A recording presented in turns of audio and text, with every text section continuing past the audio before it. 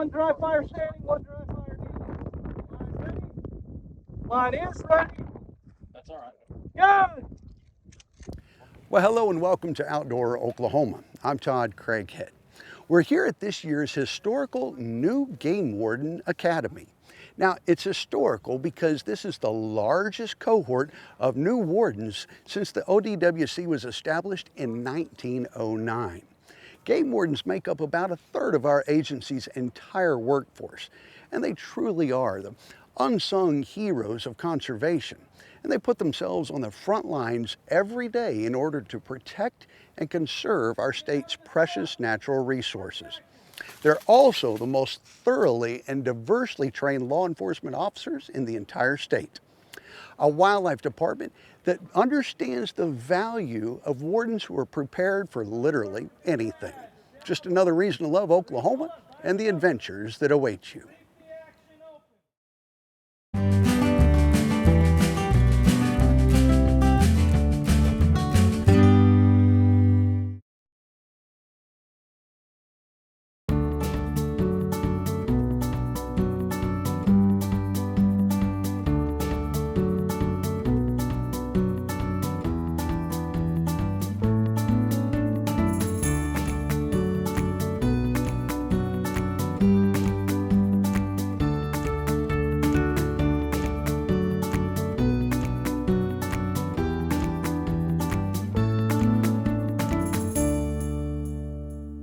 Annually, OKTA puts on a competition and convention. There's people that'll put pieces together. Some of them will spend hundreds of hours getting these pieces to where they look almost like what God's creation was. And then we have judges that come in that are qualified in their categories that judge each pieces, and then they're awarded ribbons for how they've done, and then the best of the best will receive major awards. What we've got going on tonight is a mounting competition.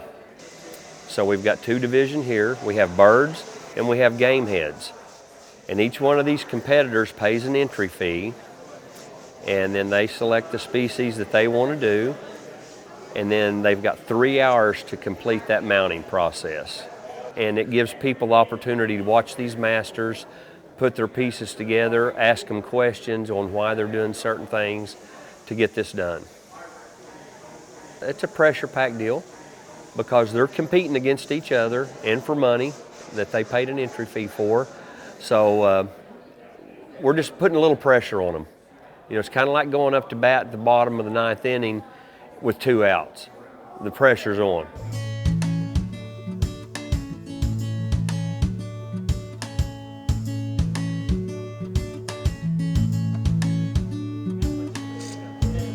We hear the word all the time, about, oh, I'm gonna go get a deer stuffed.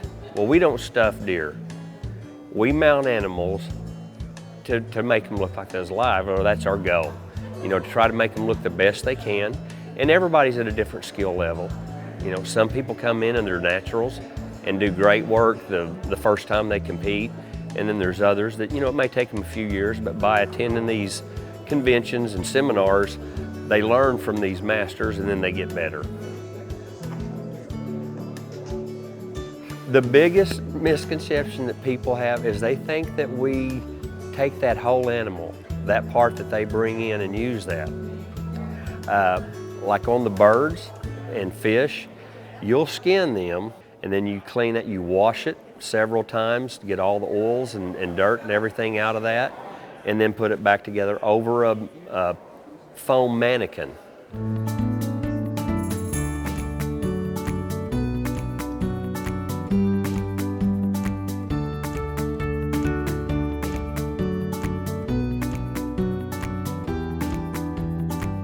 A lot of people come in my taxidermy shop and they're like, how do those eyes stay like that? They think we use the real deer eyes.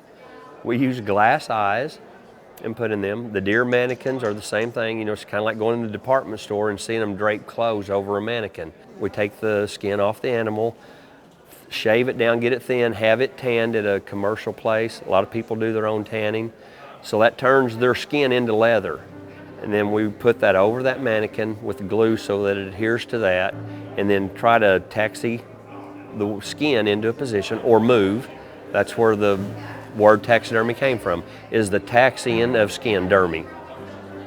So, you know, that's what we do, but it's all on foam. The only thing that's real on a deer is his horns and his skin.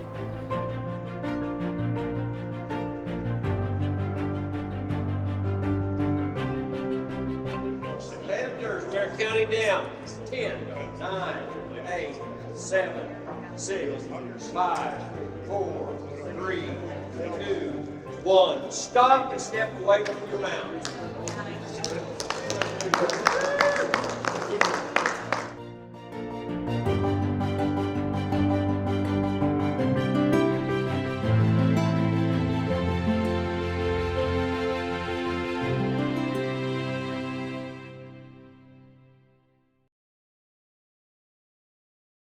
So where are you guys from originally? Yukon? Okay, very cool. Well, I'm glad you guys can make it out. Oh, Oh, your dad got one. Dad, tighten your drag. Did you get a bite? Oh, dang it, this one's... My fishing background started when I was probably first grade, at least, bucking a minnow, some cane poles, and that's how I got started into fishing. Dad's always supposed to be right. No, when it comes to fishing, I know nothing and he knows everything. Dad, cast like right up over there. There we go. I really enjoy it that he is out, he's doing this type of stuff, he's enjoying himself. He can be spending hours and hours and hours not catch nothing. Don't even care if he has a bite. As long as that pole's in the water and he's on the other side of it. I knew this landowner that had this really awesome lake on their property, and I was like, this could be an excellent opportunity for him to come out here and have a great experience catching you know, possibly a big bass, a trophy, you know, one maybe that was the biggest in his life. It's a good presentation on that frog. He's doing good. Do you like have another colored frog that's not so bright? Or is bright better? Better for... Usually, yeah. I was super impressed with him. You know, being able to, you know, throw a bait caster. You know, at his age, I was barely throwing a Zebco 33 push button reel. Proud of him. I mean, you know, it's just one of those talents that he has, and I mean, if he could teach me on it, I'm willing to learn. Here, Dad, can I switch you real quick? I want to go see if I can, like, cast back there real quick. He's going to be an excellent fisherman one day because as much knowledge is already in his head about fishing and the lingo and everything that he knows about the sport of bass fishing is very impressive for a young man like that.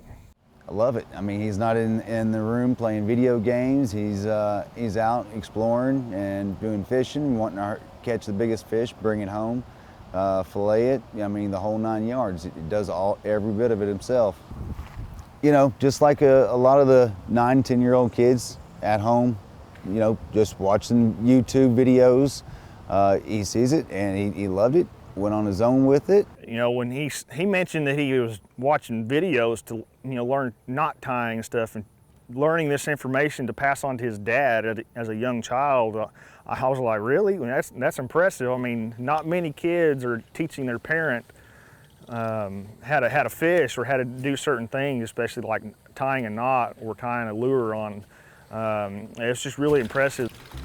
You know, for instance, there's Halloweens where he would dress up as a fisherman, have the whole hat, the pole, the bucket. And, you know, he's just kind of ate up with it. He loves it. Oh, there he is. There we go. Well, I wasn't even paying attention. Oh, that guy's actually a nice bass. Yeah, he's a little guy. Yeah. Pretty little fish. Go get bigger. Go get your mom out of bed. I'm blessed that he's the way he is and loves his fishing. It's amazing. And if like I said, if I can do anything to support it, I'm right there. And to pull straight down. It'll look kind of like a little hangman's knot. See what it looks like, Nathan? Yeah. It's real easy. Just to be out there on the water would be, you know, with the game wardens and just sitting back and talking, you know, and just kind of discussing life and fishing and, you know, putting those two together and maybe even become a warden himself. Jeez. Dad, tighten your drag. No! Don't count. Yeah. Oh, dang. Yeah. Yeah. That was at least a 4-pound. His birthday parties, I loved having the fishing deals. Fishing birthday cake, fishing wrapping paper, the whole 9 yards, everything. You missed him? Being a mentor, especially to a young child like that, is so important to me because you never know what kind of impression you're going to leave on them.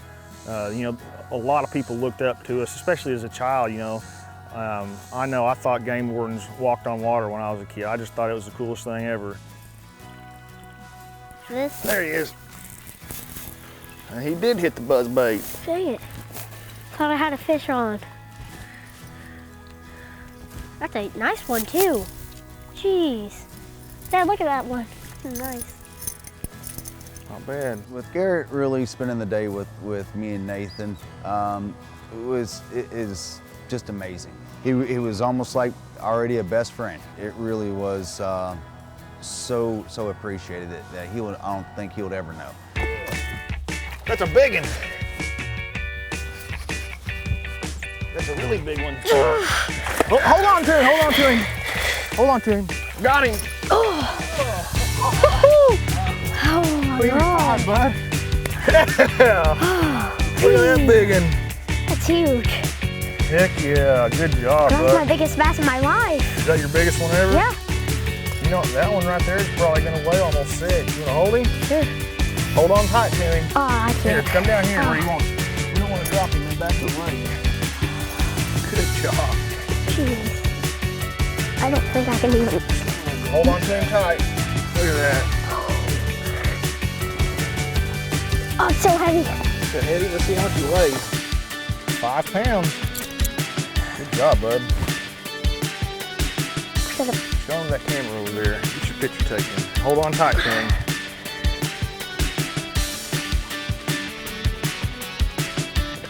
Good job. Where should I put this guy? Back in the water? Let's put him in his live well back Oh, there for is now. it some good shots real quick? Yeah, we'll put him in the live well. Oh, We'll maybe get some more pictures of him. Good job. that felt like an alligator gar. That's a big one, huh? Like an alligator gar. Kind of need a rest. I used all job, my bro. energy using that. Good, Nate. That was an explosion. Yes, it was. Does that get your heart beating?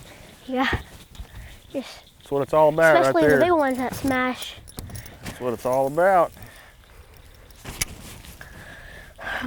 Just seeing your son pulling a fish like that was amazing. I've never pulled a fish in like that in my life. And just to see him do that, I got the feeling that he was feeling inside automatically. So there was no tears, there's no wanting to go home. It was an amazing, amazing feeling. We need to catch another one about that size, don't we? Oh, there he is. There he is. Feels about the same. Oh, he's, oh! He's the big one.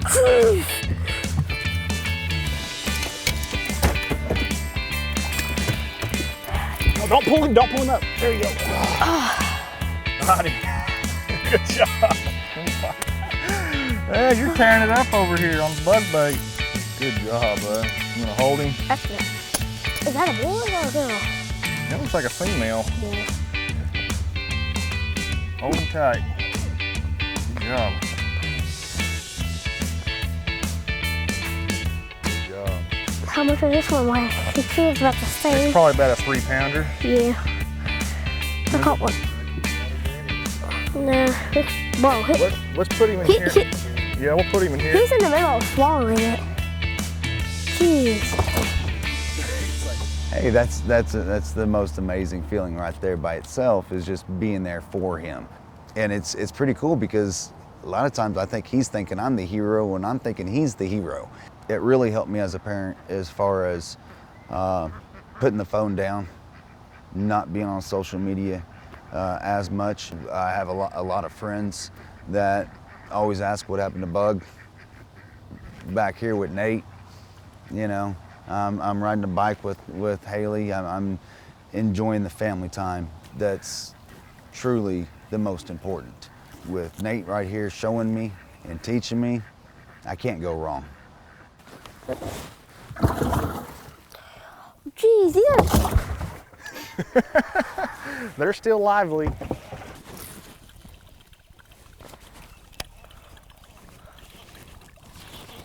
Got one. Oh, we got one. Good job. I don't need a net for this one. Yeah, You he's don't need not. the net? No, he's too All so right. small. You got him? Good job. Good job, bud. That's fun, ain't it?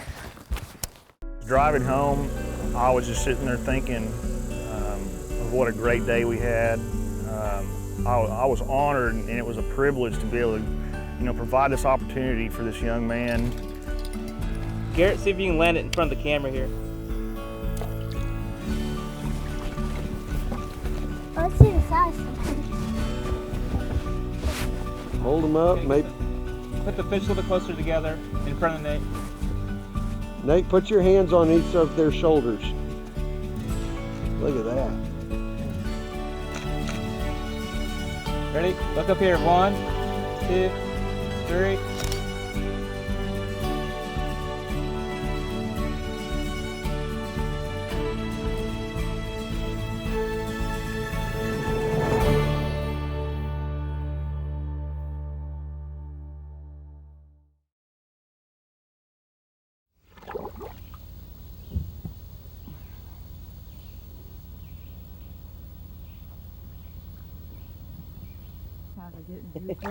He's in there, but that boy is 40 feet back in there. Is it big enough you can swim up in? No, it's big, or he's probably a big fish. Oh, here, watch out. I have a question for you, Leslie. Why did you want to hand fish? Well, when I first got asked, I didn't. I mean, I'd always heard a lot of stories horror stories mainly about this, and I started thinking about it though, and all the stories that I'd heard were hand-me-downs of people who had heard it from other people who'd heard it from other people, so nobody really knew for sure, couldn't give me their own experience, so I figured you couldn't knock it until you tried it, so I thought I'd come out here and... Well, there's always seemed to be a lot of horror stories associated with noodling, and actually, if you're use a little bit of common sense and careful in what you're doing, it is a safe sport, but it's not something that most people want to initiate on their own. You know, they don't want to go out and go in water 5 or 6 or 7 foot deep and start feeling under rocks or under clay banks and stuff with their hands, because they're afraid they'll find something else like a snake, turtle, or a beaver. Well, if you did decide you wanted to go and it was, just had this inkling, should you go with someone that knows how to go your first few times? I'd say it's more or less a group affair. The way that it got started, from the way that it was told to me, that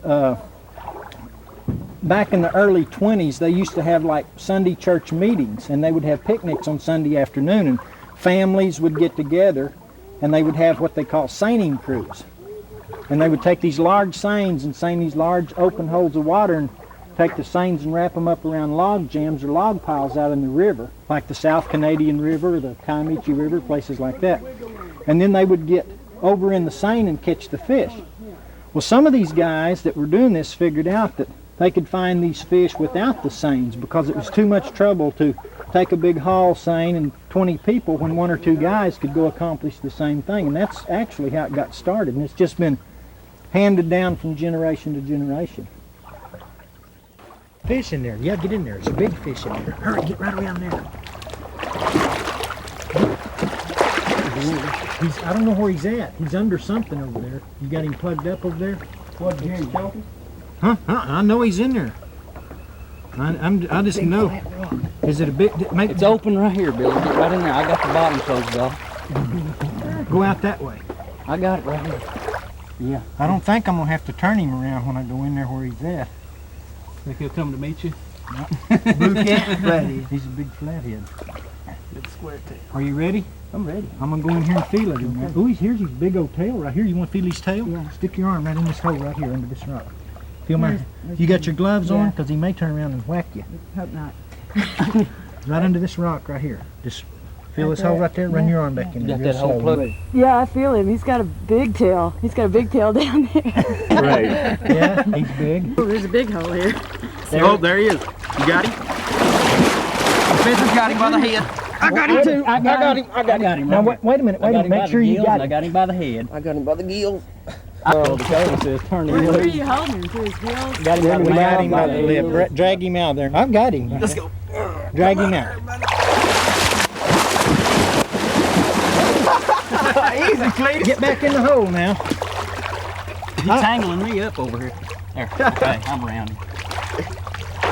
Bad boy up. Easy there, Cletus. All right. Here, don't. Let me look at him. Make sure I got him double pumped. Okay. Can we grab him? Huh? Take him and hold him up. Okay, you can see that inside of his mouth, the reason that we wear gloves, he has 10,000 of those little needle sharp bone teeth.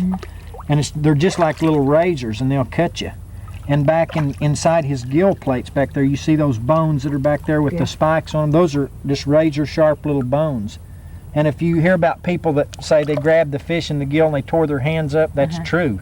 That's because they stuck them too far down. They stuck them in there and got their hand in their gills. If they would see, the first gill plate back here didn't have anything under it. Back on this side right here. See, that's the one. You want to reach in. Yeah, you want to reach under this one. So you get him by the jaw like this, and under this one like this. See, and your hands are just practically meeting. That way you have him pretty solid. Yeah. Makes a big difference. So you just want to grab a hold of him right in Yeah. there. The reason I started wearing gloves is because I used to haul hay a lot in the summertime, and these big fish would tear your hands up. You catch 2 or 3 fish in a day, and then your hands would be sore for a week. And so I started wearing gloves. My dad said I was a sissy, but after 2 or 3 years, he started wearing them too.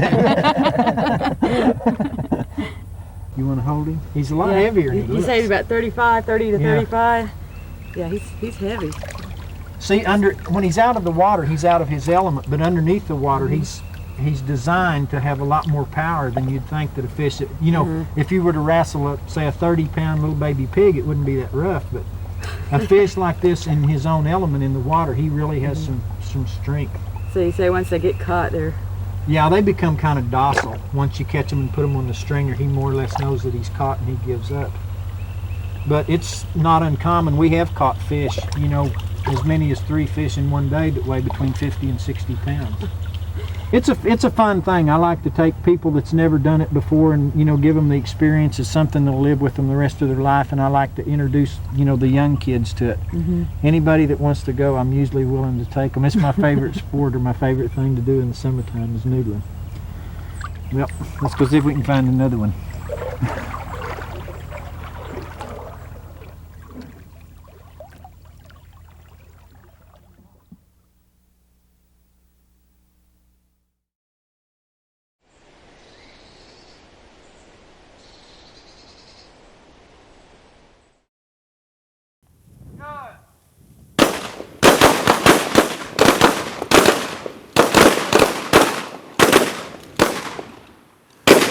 Well, I hope today's stories remind you that Oklahoma is an incredible place to explore. So no matter how you choose to enjoy our state's incredible natural world, remember, your adventure starts with Outdoor Oklahoma.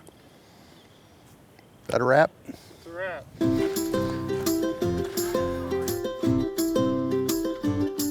Outdoor Oklahoma is produced by the Oklahoma Department of Wildlife Conservation and is proud to serve and be funded entirely by sportsmen and women and outdoor enthusiasts who love and appreciate all things wild in the great state of Oklahoma.